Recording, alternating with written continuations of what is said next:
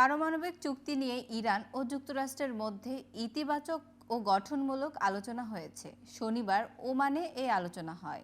তবে বৈঠকে প্রত্যক্ষ নয়, বরং ওমানের মধ্যস্থতায় আলোচনা হয়েছে।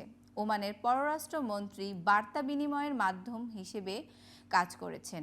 আগামী সপ্তাহে উভয় পক্ষ আবার বৈঠকে বসতে সম্মত হয়েছে। খবর রয়টার্স।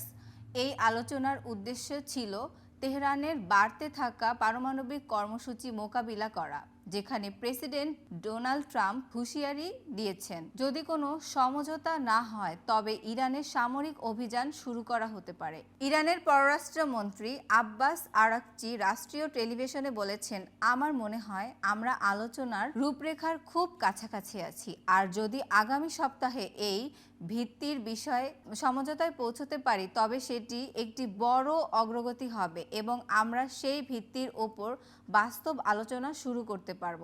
আলোচনা শান্তিপূর্ণ ও ইতিবাচক পরিবেশে হয়েছে এবং তিনি জানিয়েছেন আলোচনার মূল লক্ষ্য হলো আঞ্চলিক উত্তেজনা কমানো, বন্দি বিনিময় ও কিছু সীমিত নিষেধাজ্ঞা প্রত্যাহারের বিনিময়ে ইরানের পারমাণবিক কর্মসূচি নিয়ন্ত্রণ।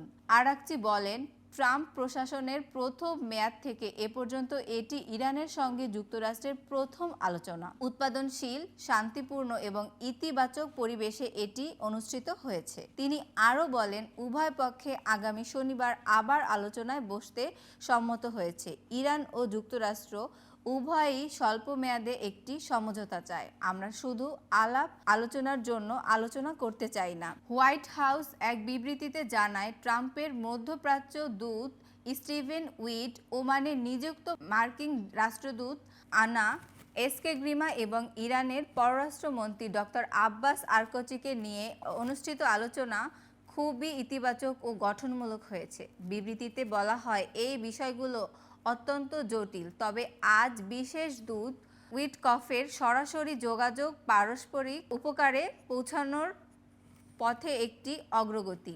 উভয় পক্ষ আবার আগামী শনিবার সাক্ষাৎ করতে সম্মত হয়েছে। ট্রাম্প গত সোমবার হঠাৎ ঘোষণা দেন যে যুক্তরাষ্ট্র ও ইরান ওমানে আলোচনা শুরু করবে।